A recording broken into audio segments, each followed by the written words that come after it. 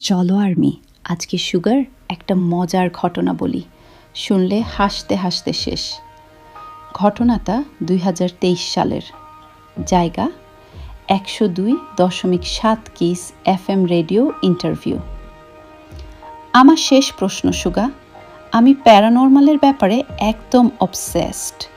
ভূত, UFO, haunted house. আমি তোমাদের আগেও জিজ্ঞেস করেছি, তোমার কি কখনো ভূতের সাথে দেখা হয়েছে?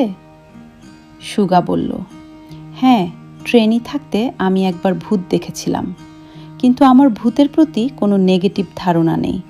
আমার মনে হয় ভূত হার্মফুল হয়। এই আইডিয়াটা হরর মুভির কারণে মানুষের মাথায় ঢুকেছে। ভূতটা আমাকে দেখেই নাই হয়তো, তাই আমাকে হার্ট করার কোনো কারণও নেই। ভূত আছে কি নাই আমি সেটা নিয়ে আসলে ইন্টারেস্টেড না। আচ্ছা শোনো, কোরিয়ার অনেক আর্টিস্ট বলে রিহার্সাল স্টুডিওগুলা নাকি ভুতুরে হয়, কারণ স্পিরিটগুলা মিরর আর মিউজিকের দিকে অ্যাট্রাক্ট হয়। তোমার কি এই ব্যাপারে কোনো থিওরি আছে, নাকি আমি শুধু শুধু পাগলামি করছি? সুগা বলল, ভূতটাকে বলো আমার জায়গায় রিহার্সাল করে দিতে। Oh my god, thank you Suga, তোমার সাথে কথা বলে ভালো লাগলো। বেস্ট অফ লাক আর কংগ্রাটস। এই হলো আমাদের মিনিয়ঙ্গি। ভূত আসলেও তাক থেকে কাজ করিয়ে নিবে।